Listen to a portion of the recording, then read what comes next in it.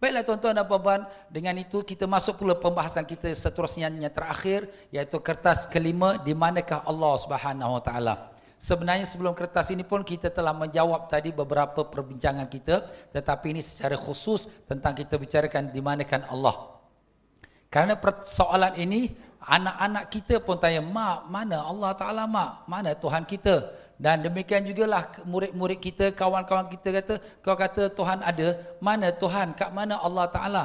Jadi inilah dia tuan-tuan dan puan-puan, pertanyaan ini dari semua keadaan berlaku kepada kita.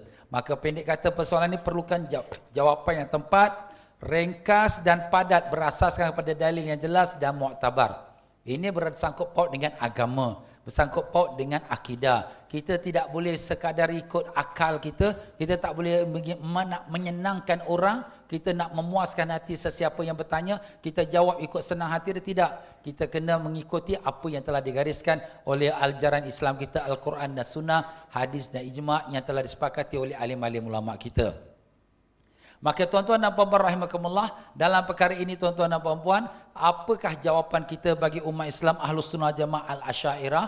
Ahlus Sunnah Jamaah Al-Asy'ariyah menjawab, Allah Subhanahu Wa Taala maujudun bila makan. Allah ada tanpa bertempat. Itulah jawapan kita. Macam mana pula kau kata Allah Ta'ala ada tanpa bertempat? Macam mana kita semua ada tempat? Takkan ke atas langit pun tak ada. Mungkin Allah ke atas langit, atas lagi ke atas space agaknya tak. Mungkinlah itu perkataan orang-orang yang tak faham, ya. Tetapi kita tidak berkata dengan sedemikian, sebab kita berkata dengan landasan Quran dan hadis. Apakah firman Allah Ta'ala?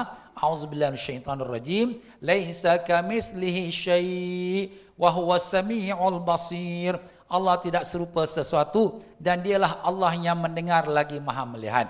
Dan ayat ini menjelaskan bahawa Allah tidak menyerupai mana-mana makhluk. Tidak Allah Ta'ala menyerupai dengan tubuh badannya, tidak Allah menyerupai dengan jisimnya, tidak Allah menyerupai dengan bentuknya, dengan kaifiatnya, tidak Allah Ta'ala menyerupai dengan keperluannya. Kalau kita perlu duduk, perlu ada tempat, Allah tidak perlu dan tidak duduk dan tidak bertempat. Dan kalau kita mengatakan Allah Subhanahu Wa Taala itulah yang menjadikan tempat, Allah sudah ada sebelum ada tempat. Habis di mana Allah? Allah tidak bertempat. Macam mana ni? Itulah jawapannya. Kenapa tuan-tuan? Kenapa kita rasa berat nak menerimanya? Sebab setiap hari kita melihat orang ada tempat, orang berjalan di tempat, kita kata manusia berjalan di tempat, haiwan pun ada tempat, burung, pokok, kayu semua ada tempat. Tiba-tiba kata tak ada tempat. Kat mana yang tak ada tempat? Outer space pun tempat juga. Galaksi pun tempat juga. Jadi Allah tidak bertempat. Tidak di outer space, tidak di galaksi. Habis kat mana Allah Ta'ala? Tidak bertempat. Inilah dia tuan-tuan dan puan-puan. Sebab itu kita kena brainwash kita punya fikiran kita ni. Kita kena buang. Sebab kita ni sudah terbiasa dengan apa yang ada di hadapan kita. Jadi bila kita dengar yang Allah tidak bertempat, agak macam pening sikit. Boleh ke tak ada bertempat? Nabi SAW telah pun berdoa yang telah pun kita bacakan tadi. Allahumma antal awwalu falaysa qablaka syai' wa antal akhiru falaysa ba'daka syai' wa antal zahiru falaysa fawqaka syai'. Engkaulah yang zahir, tiada atasmu sesuatu. Wa antal batinu falaysa dunaka syai'. Engkaulah yang batin, tiada di bawahmu sesuatu. Jadi tidak ada sesuatu di atas Allah, tidak ada sesuatu di bawah Allah. Kalau kita kata Allah di atas outer space sekali Ustaz, ke angkasa lepas, bawa Allah Ta'ala langit, bawa Allah Ta'ala bumi, bawa Allah Ta'ala universe. Tidak. Tak ada sesuatu di bawah Allah, tidak ada sesuatu di atas Allah Subhanahu Wa Ta'ala. Macam mana itu? Itulah dia tuan-tuan dan puan-puan, kehebatannya Allah Subhanahu Wa Ta'ala. Allah maujudun bila makan. Allah sudah ada tanpa bertempat. Tadi sudah kita bacakan kata-kata Imam Hanafi. Kalau Allah Ta'ala sudah ada sebelum ada tempat dan Allah yang jadikan tempat, jadi Allah tak perlukan tempat. Allah Ta'ala sudah ada sebelum ada arash, Allah tak perlukan arash. Sudah disebutkan oleh Imam Hanafi rahimahullah ta'ala tadi. Maka dengan itulah tuan-tuan dan puan-puan rahimakumullah, ya, sucinya Allah Ta'ala daripada sekalian penyerupan secara total sama sekali. Dan ini telah diijma'kan oleh alim-alim ulama Ahlus Sunnah wal Jamaah. Sebagaimana disebutkan, annallahu laisa bijauhar wa laisa bi'ard. Allah Ta'ala tidak jauhar dan tidak pula arad. Apa tu jauhar? Apa tu arad? Jauhar itu benda, substance yang boleh dipegang, boleh dilihat, diketahui bentuk rupanya, itulah jauhar. Macam kita sekarang. Dan arad ialah sifat kepada benda. Panjang, pendek, kurus, gemuk, hitam, putih, itu sifat benda. Jadi Allah bukan arad, Allah bukan jauhar. Allah bukan benda substan yang boleh dipegang, bukan boleh dilihat, bukan berbentuk, bukan berupa. Dan Allah Ta'ala juga adalah bukan arad. Ada panjang, pendek, gemuk, kurus, tidak. Begitulah dia Allah Subhanahu Wa Ta'ala. Jadi kalau begitu tuan-tuan dan puan-puan, ini semua adalah ciri, iaitu sifat jauhar, sifat arad adalah ciri-ciri sifat makhluk. Dan dengan itu telah disabdakan oleh Rasulullah sallallahu alaihi wasallam dalam sebuah hadis, kan Allah walam yakun syai'un ghairuh. Allah Ta'ala sudah sedia ada dan tiada sesuatu selain Allah. Allah sudah sedia ada. Apa satu pun belum ada. Langit, bulan, bintang, satu apa pun tak ada bersama Allah. Demikianlah berkata Imam Abdul Qahir Al-Baghdadi dalam kitab Al-Farq Bain Al-Firaq di muka surat 323. Waqad qala Amirul Mukminin Ali radhiyallahu an, Inna Allah Ta'ala khalaqal arsh izharan li qudrati la makana li zati. Allah Ta'ala berkata Amirul Mukminin Sayyidina Ali radhiyallahu an, sesungguhnya Allah Ta'ala menciptakan arasy sebagai menzahirkan kudratnya, bukan sebagai tempat bagi zatnya. Allah berkuasa. Allah nak tunjukkan kuasa dia. Allah jadikan arasy. Kalau sekira sultan-sultan zaman sekarang, dia nak tunjukkan dia punya kekayaan dia. Dia jadikan istana dia besar, ada 1000 bilik, ada 1000 taman. Wah, hebat betul lah raja tu. Wah, hebat betul lah kaya ya sultan tu. Allah maha kaya. Nak tunjukkan kehebatan Allah SWT. Allah jadikan arasy. Arasy adalah makhluk Allah yang paling besar sekali. Dalam sepotong riwayat hadis Nabi SAW menyebutkan bahawa kalaulah sekiranya sekalian univers ini dicampakkan di tengah-tengahnya kursi, maka sepertilah seketul batu yang dicampak di tengah-tengah padang. Kalau kursi itu begitu hebat sekali, dicampak di tengah-tengah arasy, sepertilah dicampakkan seketul batu di tengah-tengah padang. Wah, hebat betul, arasy besar. Itulah Allah jadikan arasy bukan untuk duduk, tetapi sebagai menzahirkan kehebatan, kebesaran, keagungan Allah Subhanahu wa taala.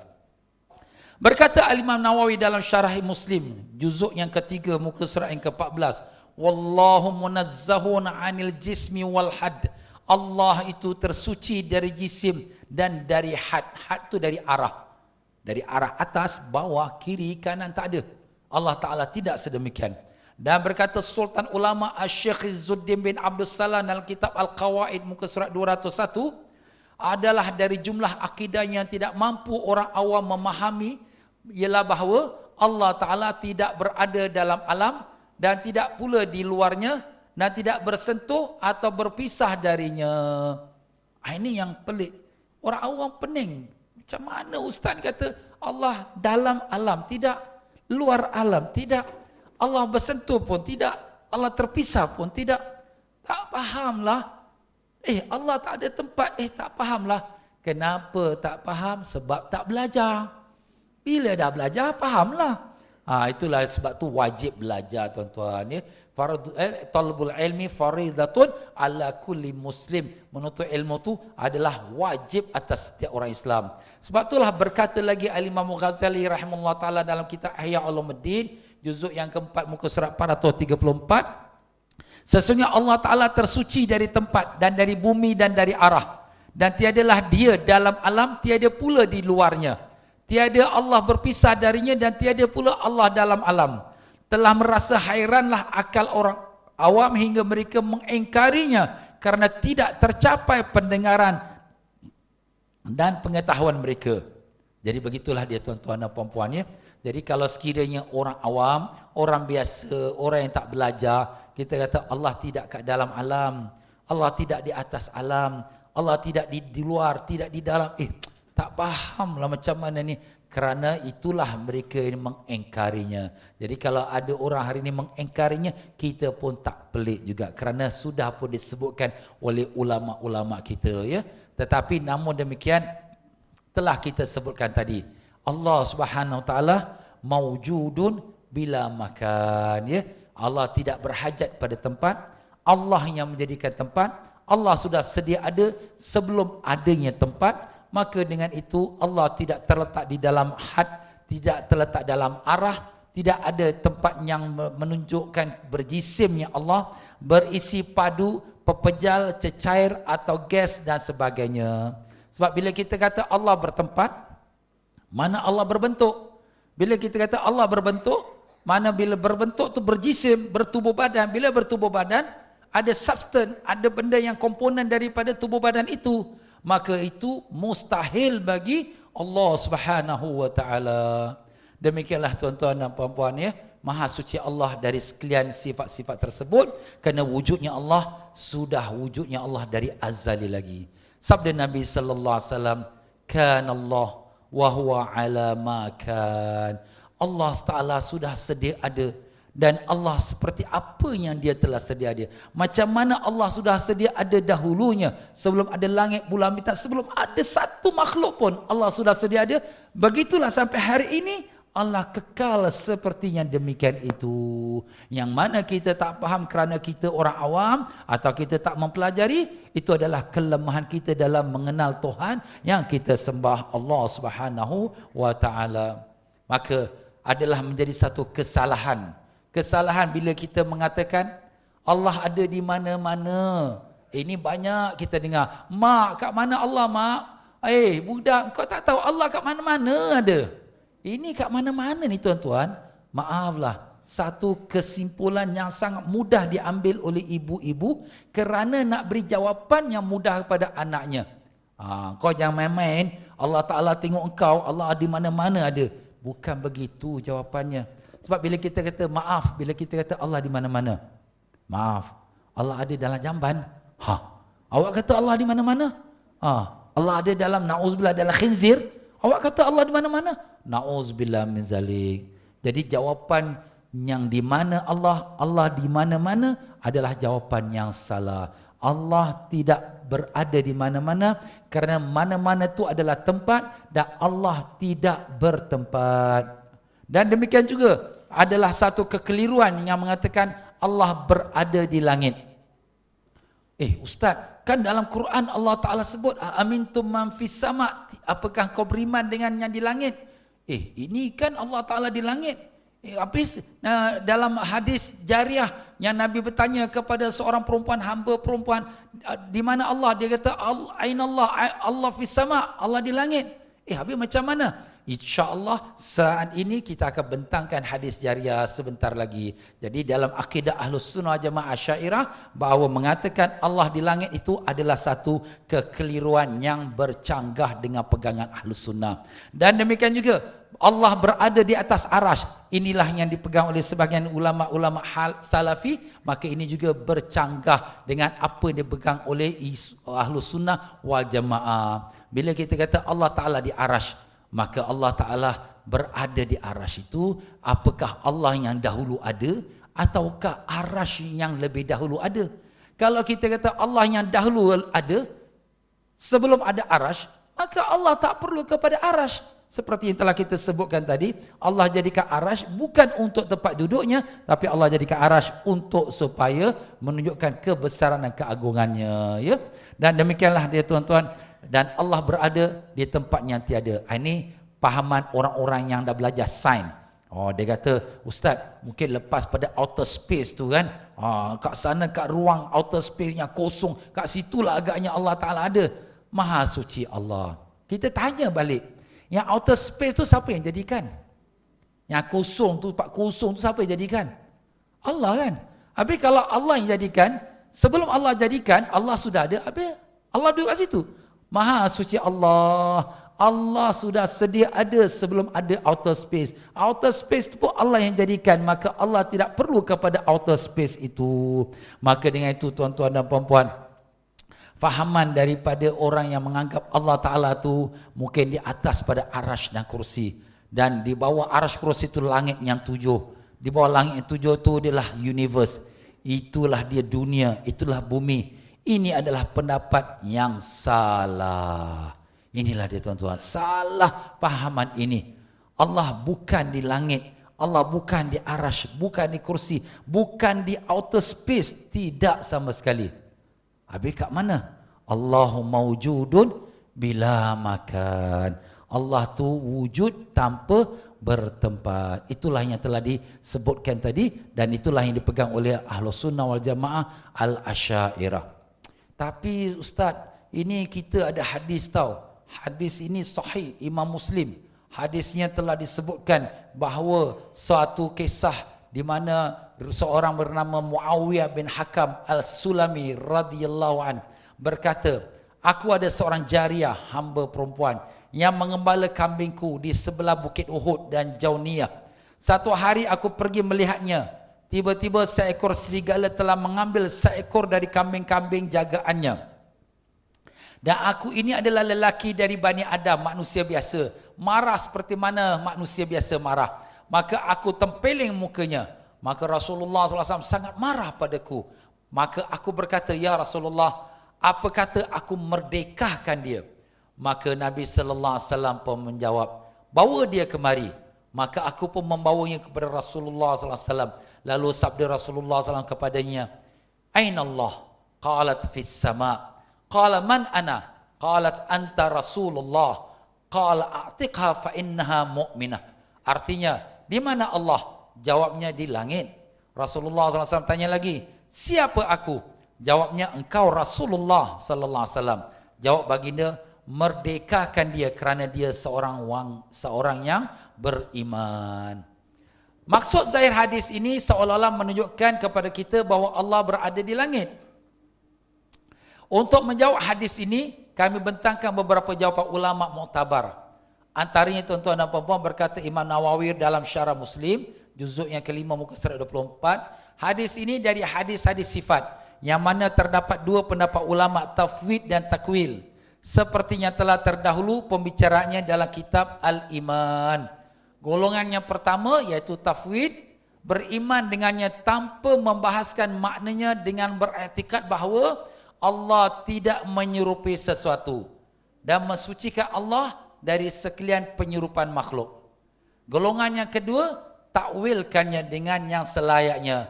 Mereka yang berkata demikian berkata, fal muradu imtihanuha hal hiya muwahhidah tuqirru bi anna al khaliqal mudabbir huwa Allah wahdah wa huwa alladhi idza da'ahu da'i istaqbala as-sama' kama idza shalla al-musalli istaqbala al-ka'bah wa laysa dhalika li'annahu munhasirun fi as-sama' kama annahu laysa munhasiran fi jihatil ka'bah bal dhalika li'anna as-sama' qiblatad da'in kama anna al-ka'bata qiblatal musallin aw hiya min ubadatil awthan al-abidina lil awthan allati baina aydihim falamma qalat fi sama alima annaha muwahhidah. Ya tuan-tuan dan puan-puan, Al-Imam Nawawi rahimahullah ta'ala telah menyebutkan hadis ini dalam kitab Imam Muslim dan mensyarahkan hadis ini.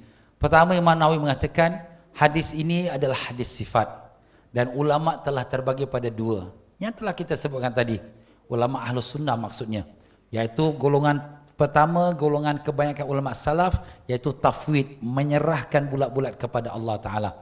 Maknanya Allah tidak serupa sesuatu, tetapi apa maknanya itu terserah kepada Allah. Itu kita serah kembali. Itu pendapat yang ulama salaf. Adapun ulama khalaf atau sebahagian pada ulama salaf juga, mereka mentakwil. Tapi bagaimana mereka nak takwil? Maka kata Imam Nawawi rahimahullah ta'ala, dalam bahasa Arab yang telah dibacakan tadi, maka adalah yang dikendaki dengan soal jawab ini ialah sebagai mencubanya, test. Nabi nak test dia, Nabi nak cek dia.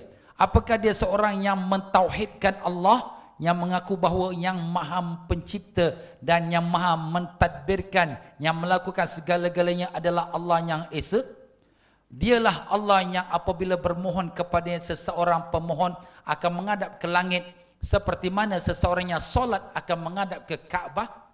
Dan bukanlah ini berarti Allah SWT terkungkung dalam langit, seperti mana bahawasanya Allah SWT tidak pula terkungkung dalam Kaabah.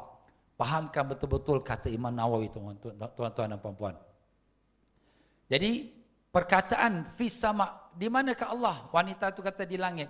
Bukan makna di langit itu tempat duduknya Allah, tapi langit itulah tempatnya kita menghadapkan doa kita kepada Allah. Bukan Allah terkungkung kat langit. Seperti mana juga kita sembah kepada Allah menghadap Kaabah, bukan makna Allah duduk dalam Kaabah.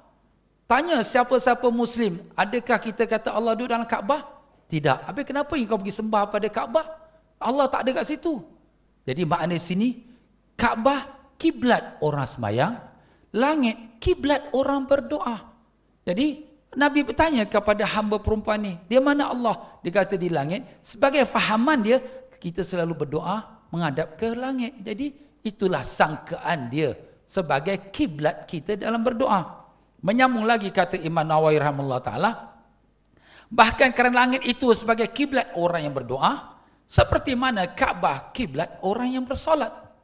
Katanya lagi, kata Imam Nawawi, atau adakah jariah ini, jadi adakah jariah itu orang yang beriman, atau adakah jariah ini dari kalangan penyembah berhala yang menyembah berhala yang ada di kalangan mereka.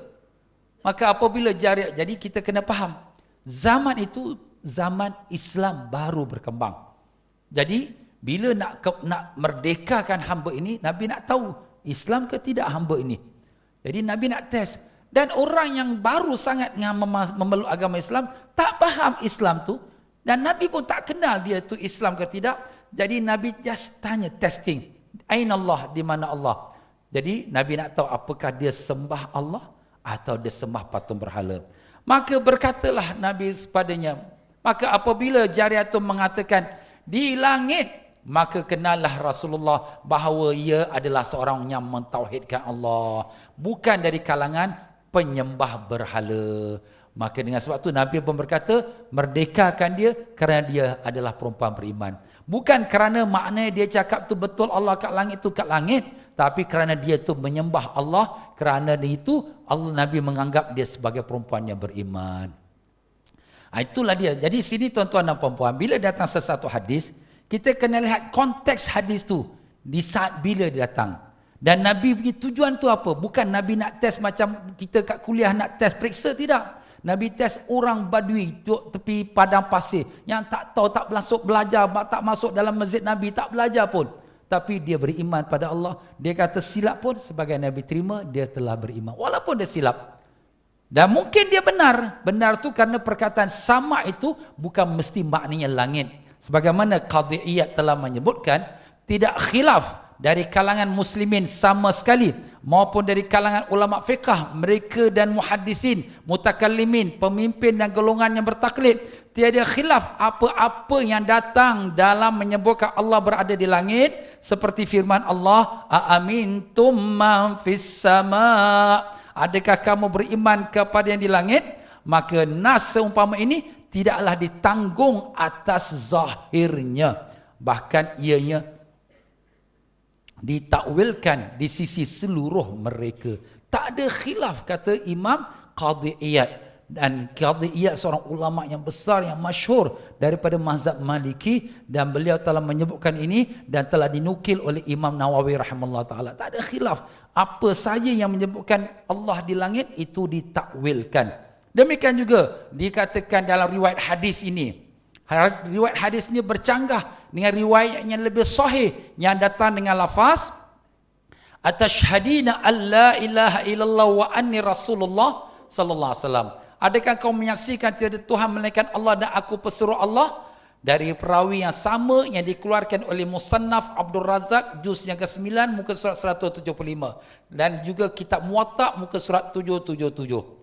Nah, tuan-tuan dan puan-puan, jadi sebenarnya dalam hadis tentang Nabi tanya kepada wanita ini, ada dua riwayat yang berbeza dan bercanggah. Satu yang Nabi bertanya di mana Allah, dan wanita itu kata di langit.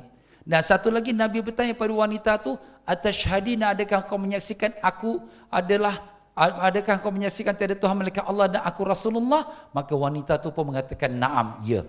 Jadi apabila bercanggah dua hadis dan dua-dua sahih dan tidak ada tarjih untuk kuatkan yang mana satu lebih kuat, maka hadis itu jatuh hukum hadis muttarib. Hadis muttarib makna hadis yang bercanggahan. Jadi hadis muttarib ini yang telah disebutkan oleh Imam Hafiz Al-Baihaqi dalam kitab Asma wa Sifat muka surat 422, bahawa hadis muttarib tidak boleh menjadi hujah atau dalil dalam menetapkan Allah berada di atas langit. Kerana bercanggah. Dua-dua hadis sahih, dua-dua kuat. Dan tidak ada yang merajihkan mana yang lebih kuat. Jadi, iza ta'arada tasaqata. Bila dua bertembung, dua-dua gugur, tak boleh dipakai sebagai dalil. Memang hadis yang sahih, tapi dari segi madlul petunjuknya bahawa tak boleh digunakan sebagai bukti bahawa Allah di langit. Nah, sebab itu kita tidak boleh memutuskan sesuatu hukum tentang akidah melainkan sesuatu yang qat'i. Ayat Quran yang qat'i, yang jelas, atau hadis yang qat'i, yang jelas, yang tidak ada kesamaran yang sama sekali. Itulah dia yang dipegang oleh ulama-ulama kita Ahlus Sunnah wal Jamaah. Dan soalan lagi, jika Allah berada di langit, nasihat Allah akan termasuk dalam perkara-perkara yang dibinasakan seperti dalam firman Allah. Dalam firman Allah peristiwa hari kiamat, yauma natwis samaa'a katayyis sijilil kutub. Artinya, di hari itu langit akan kami gulung seperti gulungnya kitab-kitab. Jadi kalau kamu mengatakan Allah di langit, nanti bila hari kiamat Allah gulung langit, Allah pun kena gulung lah. Pasal Allah di langit. La ilaha illallah. Masya Allah. Ini adalah perkara yang mustahil. Maha suci Allah daripada sekalian yang demikian itu. Ya. Demikian juga bila kita mengatakan Allah Ta'ala berada di langit, artinya kita menetapkan Allah bersifat dengan sifat hulul, menjelma, dan sifat itihad, bersatu. Ini adalah akidah orang-orang Nasrani. Apa orang Nasrani kata? Bahawa 3 in 1, 1 in 3. Apa dia? Maknanya Allah, Jesus dan the Holy Ghost is one. Macam mana 1 plus 1 plus 1 jadi 1? Tak faham kita. Okeylah, itu akidah dia.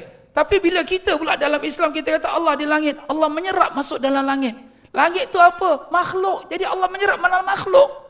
Allah bersatu dengan makhluk. Maha suci Allah. Allah tidak sama sekali menyerap dalam makhluk. Allah tidak bersatu dengan makhluk. Itu perkataan-perkataan yang telah terkeluar pada landasan ajaran Islam kita. Maka dengan sebab itulah sini tuan-tuan dan puan-puan rahimakumullah, kesimpulannya berdasarkan paparan daripada dalil dan juga jelas daripada apa yang telah kita sebutkan tadi, bahawa Allah wujud tidak bertempat, ya. Bahkan kewujudan Allah semenjak azali lagi, sebelum diciptakan tempat, arah, batasan, sudut dan had. Sebenarnya hadis ini banyak juga dia punya pembahasannya, tapi saya tidak panjang lebarkan dia kerana mencukupi dengan sedikit itu sebagai satu daripada kita punya kemudahan untuk kita memahami masalah ini. Baiklah tuan-tuan dan puan-puan, telah panjang lebar kita bicarakan. Alhamdulillah, saya berterima kasih antara tuan-tuan dan puan-puan yang sudi bersama-sama kita dari awal sampai saat ini, dan alhamdulillah tuan-tuan bersabar. Nah, tuan-tuan dan puan-puan, saya nak bawa berita gembira untuk tuan-tuan dan puan-puan. Kita yang berpegang pada Ahlus Sunnah wal Jamaah, yang berpegang pada aliran Asy'ariyah atau Maturidiyah, kita berpegang pada aliran yang telah dibawa oleh ulama-ulama salaf kita, dan kita berpegang kepada ajaran yang telah diwahyukan Allah dalam Al-Quran dan yang telah disampaikan oleh Rasulullah SAW, yang telah diperjuangkan oleh para sahabat. Apa buktinya? Apa buktinya? Ya, mesti ada bukti. Sekarang kita dah datang Quran hadis, banyak sangat Quran hadis. Tuan-tuan pun dah dengar pada pagi sampai ke petang tu Quran hadis. Sekarang kita bawa bukti luaran pula. Tuan-tuan dan puan-puan, kita lihat daripada buktinya telah Rasulullah SAW gambarkan. Dalam riwayat hadis Imam Bukhari, dalam kitab Tarikh Al-Kabir dan Saghir, Al-Imam Ahmad dalam musnadnya, Imam Bazzar, Imam Ibn Khuzaimah, Imam Tabarani, Imam Hakim, dan beliau mengatakan hadis sahih bahawa Rasulullah SAW telah bersabda perihal kota Constantinople yang sekarang ini ialah Istanbul. Istanbul ni tuan-tuan asalnya ialah Istambola. Istambola? Istambola tu makna Port of Islam. Islambola, maaf, Islambola. Port of Islam, itu bahasa Turki tuan-tuan. Tapi oleh kerana orang Eropah tak mau nama Islam di bumi Eropah, dia tukarkan Islam bola kepada Istanbul. Tapi orang lain pula sebut Isketambola. Itu lain cerita pula. Maaf tuan-tuan dan puan-puan. Baiklah. Jadi apakah yang Nabi sebutkan tentang Constantinople itu yang sekarang dikenali sebagai Istanbul?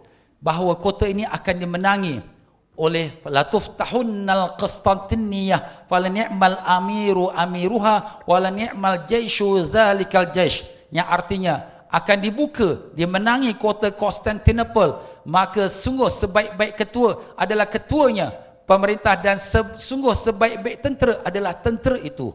Dan sehinggakan sekalian pemerintah Islam yang datang dalam sejarah selepas dari hadis ini telah cuba menawan kota ini, sehingga sahabat yang mulia Sayyidina Abu Ayyub Al-Ansari radhiyallahu an bermakam di pinggir kota ini kerana cuba mendapatkan kemuliaan yang telah disebutkan oleh Rasulullah sallallahu alaihi wasallam.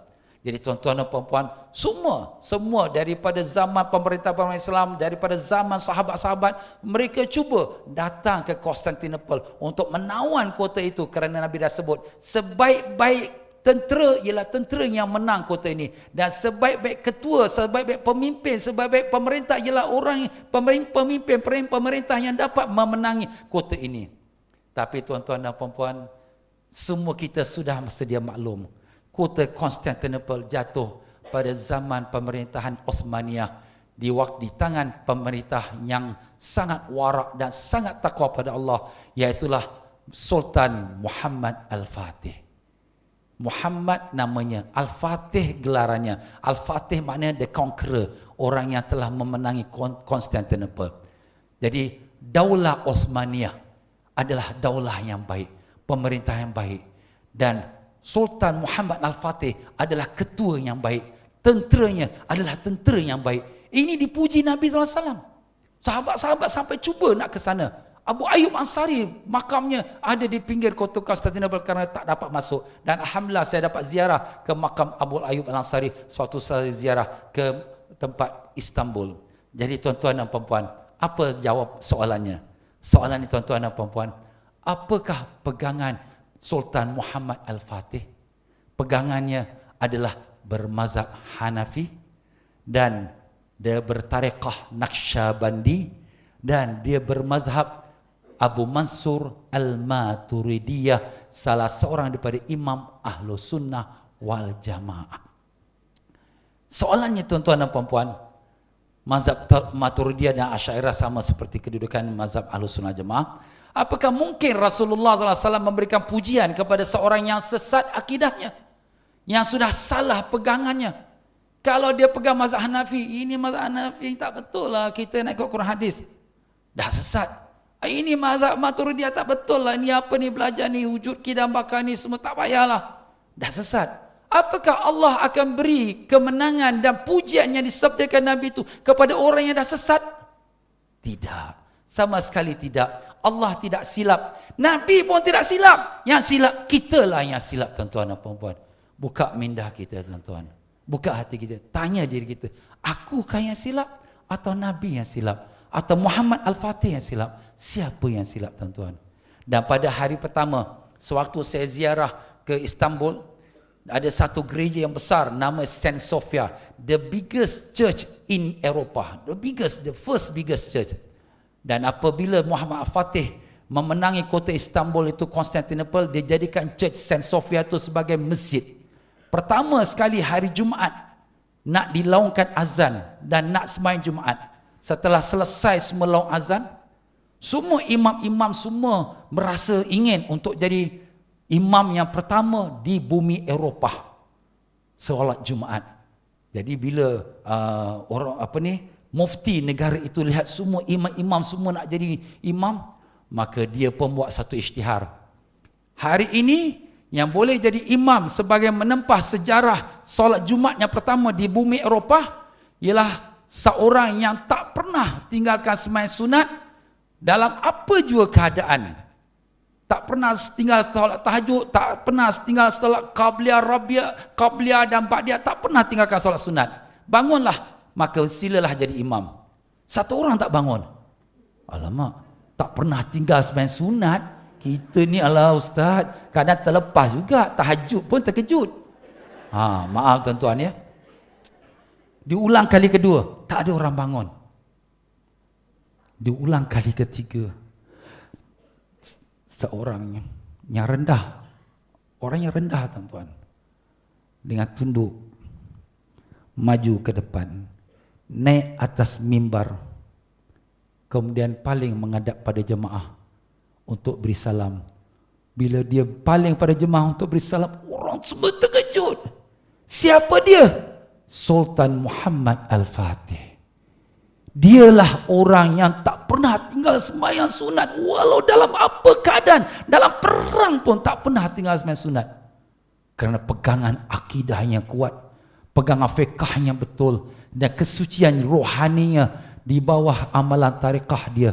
Jadi itulah dia yang Nabi telah sebutkan. Benarlah sadaqah Rasulullah sallallahu alaihi wasallam, fala ni'mal amiru amiruha. Sebaik-baik amir, sebaik pemimpin ialah pemimpin tentera yang memenangi Constantinople. Itulah dia Muhammad Al-Fatih radhiyallahu anhu ardah. Semoga Allah meridainya. Apakah kita nak kata dia sesat kerana dia pegang mazhab Maturidiyah? Maturidiyah adalah sama seperti Asy'ariyah, cuma khilaf furu' saja. Tidak ada perbezaan yang besar. Nah, tuan-tuan dan puan-puan, di sini kita pertanyakan lagi, kita soalkan diri kita lagi.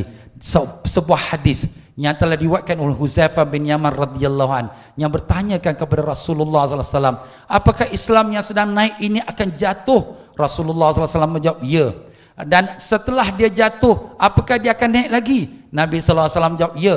Dan setelah dia naik, apakah dia akan jatuh lagi? Nabi jawab, ya. Dan selepas itu akan kembalilah kepada kiamat, ya. Jadi Islam naik 3 kali, tuan-tuan. Naik zaman Nabi SAW, dan naik kali kedua, dan naik kali ketiga, dan selepas itu berlaku kiamat. Soalannya, tuan-tuan dan puan-puan, Islam naik pertama zaman Nabi SAW. Islam naik kali kedua zaman bila, tuan-tuan dan puan-puan? Sejarah telah mencatatkan, sewaktu Islam jatuh, bumi Palestin dikuasai oleh Crusaders, penjajah-penjajah daripada barat. Hampir 100 tahun mereka menjajah. Tetapi siapakah yang telah mengembalikan bumi Palestin, Baitul Maqdis ke tangan umat Islam? Siapa dia, tuan-tuan? Salahuddin Ayyubi. Salahuddin Ayyubi, panglima Islam yang telah kembalikan bumi Palestin, Baitul Maqdis ke tangan umat Islam.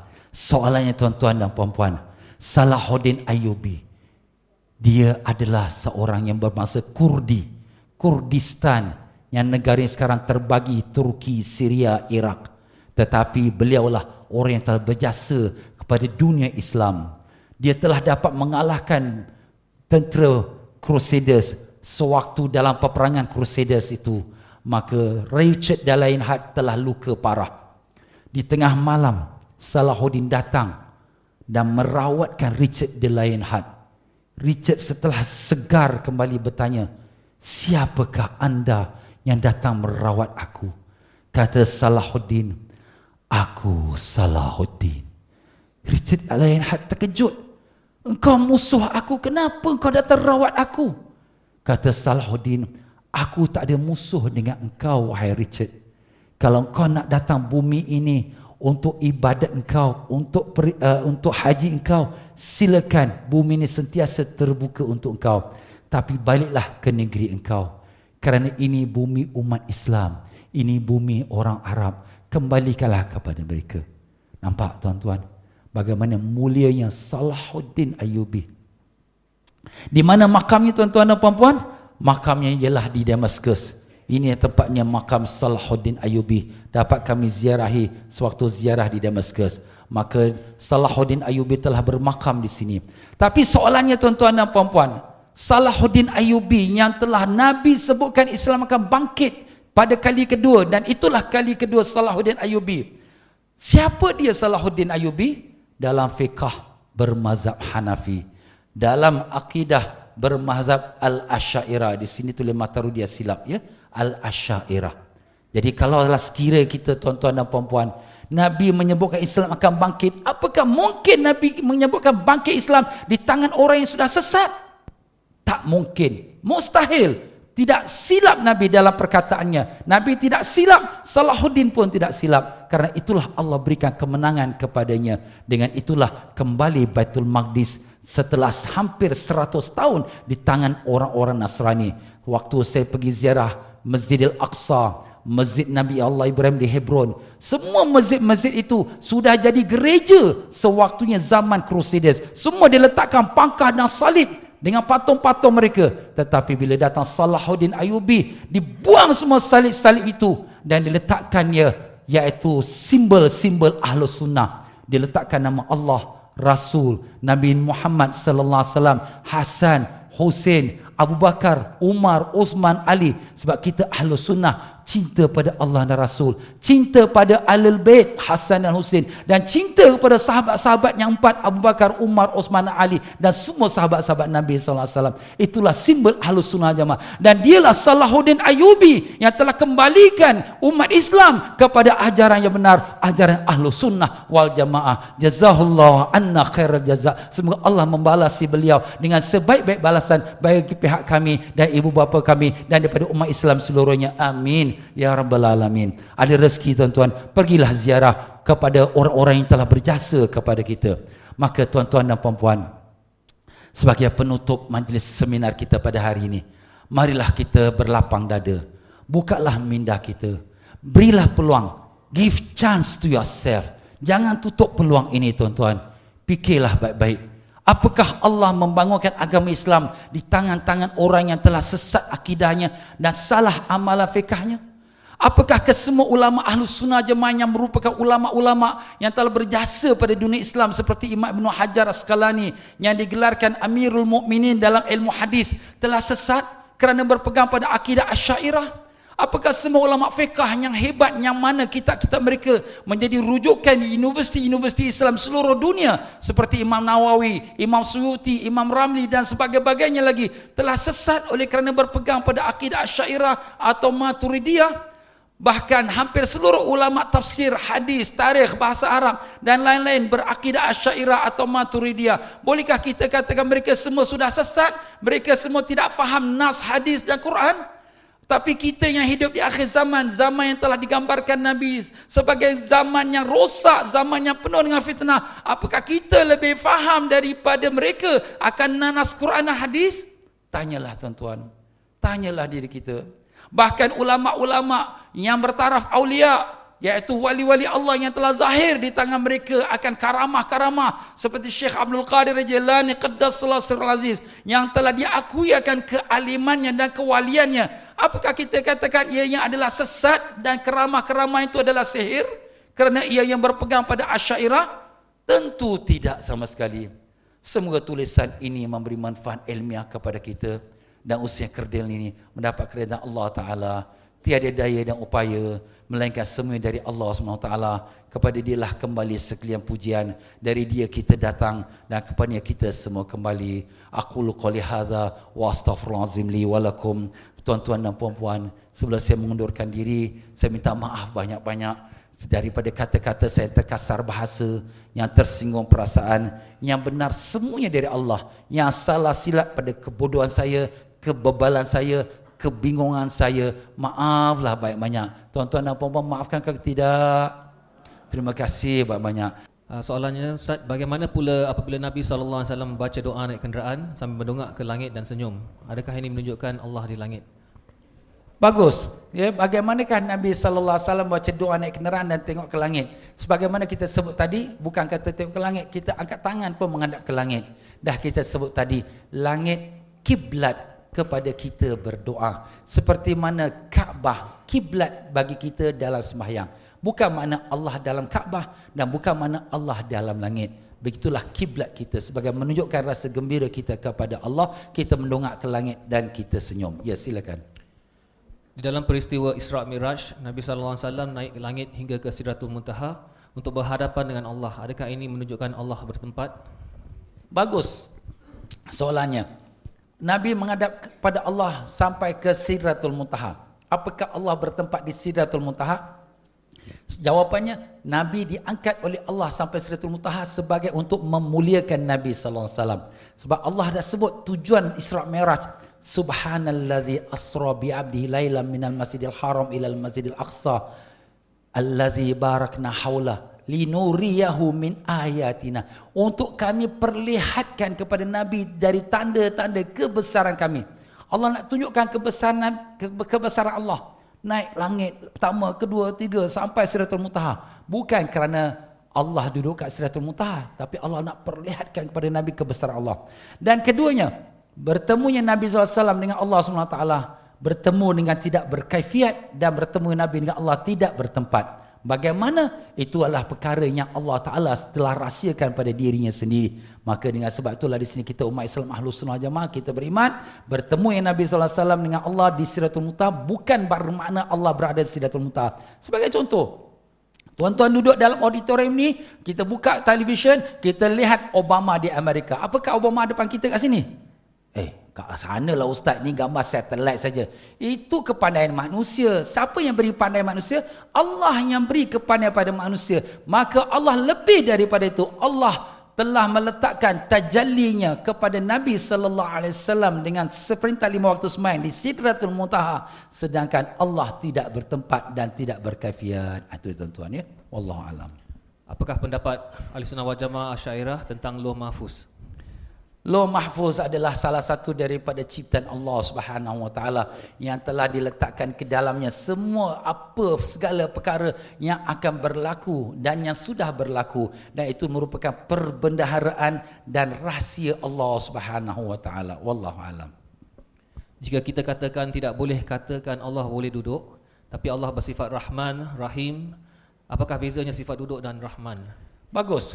Sifat Rahman, sifat Rahim tidak berbentuk rupa tubuh badan. Sifat belas kasihan, kasih sayang. Dia bukan sifat yang menunjukkan bentuk tubuh badan. Dia tak perlu space, tak occupy space, tidak perlu ruang. Tapi bila kita kata duduk, duduk tak dapat tidak, mesti perlu space, ruang. Dan duduk bila kita perlu pada ruang, pada space, makna kita bertubuh, berbadan, berjisim. Itulah sebab kenapa umat Islam Ahlus Sunnah wal Jamaah Asy'ariyah tak pening-pening kepala untuk nak tafsir, nak takwil Rahman, Rahim, sama, basar, tak perlu, kerana dia tak perlukan kepada penyerupaan makhluk. Tetapi duduk, berdiri, turun, naik, maka dia menyerupakan dengan sifat makhluk. Sebab itulah perlu ditakwil dan perlu dijelaskan. Wallahu alam. Ustaz, apa pendapat Imam Asy'ari sendiri di dalam penetapan tempat Allah? Alhamdulillah, pada pagi sampai ke petang, itulah pembahasan kita, akidah Ahlus Sunnah Jamaah Al-Asy'ariyah. Jadi Imam Abu Hasan Asy'ari dalam pembahagian dia ada dua. Satu bahagian yang pertama yang telah kita sebutkan tu mazhab tafwid, menyerah bulat-bulat pada Allah, satu takwil. Tapi semua umat Islam Ahlus Sunnah wal Jamaah Al-Asy'ariyah, satu saja jawapannya kepada soalan di manakah Allah. Jawapannya Allahu mawjudun bila makan. Baik dia ulama salaf, baik dia ulama khalaf, baik dia Imam Syafi'i atau Hanafi atau Maliki ataupun kita sekarang yang ada hari ini, semua ulama Ahlus Sunnah Asy'ariyah satu jawapan, Allahu mawjudun bila makan. Wallahu alam. Soalan yang berikut, bila kita harus belajar sifat 20, adakah kanak-kanak kecil harus diajar sifat 20? Adakah ia akan memeningkan kanak-kanak? Jawapannya, wajib belajar itu apabila sudah sampai baligh. Tapi sebab sampai baligh kalau tak belajar berdosa. Maka dengan itu diajarkan sebelum dia baligh. Seperti semayang, Nabi SAW suruh ajar semayang pada umur 7 tahun. Umur 10 tahun tak semayang, rotankan dia. Maknanya daripada umur 7-10 tahun ni kita ajar. Tapi berperingkat-peringkat. Ya, jadi kalau sekiranya berperingkat, bila dia dah baligh, dia pun dah boleh faham. Kalau sekarang anak-anak tanya, "Mak, mana Allah?" Allah ada tanpa bertempat. Tak faham lah mak. Tak apa, biar dia tak faham, tak apa. Lama-lama bila dia dah mula meningkat dan dia pun dah belajar, bila dengar pula ceramah seminar oleh Ustaz Fauzi, baru dia faham. Macam itulah. Tak apa. Daripada kita memberi jawapan yang salah, from the first day bila kita beri jawapan salah, dia sudah stick kat kepala dia. Allah kat mana-mana, Allah kat mana-mana. Jadi itu sudah merosakkan. Kita jangan beri jawapan salah. Beri jawapan yang betul walaupun dia tak faham, kerana itu akan masuk ke dalam akalnya. Wallahu alam. Ya. Soalan terakhir Ustaz, apakah pandangan Ustaz mengenai mereka yang berpendapat bahawa tidak relevan mengikut mazhab kerana arus zaman sudah jauh berbeza? Mereka yang mengatakan demikian sebenarnya mereka tidak memahami metodologi ulama-ulama kita. Mereka lah orang yang nak melepaskan diri daripada sekalian kesulitan beragama. Kalau yang paling senang, jangan cakap tak bermazhab, jangan pegang agama, sudah senang lagi bebas. Sebab mazhab ini bukanlah mengikat kita, tapi memudahkan kita. Allah Ta'ala perintah, aqimis solah, dirikan sembahyang. Macam mana nak diri sembahyang?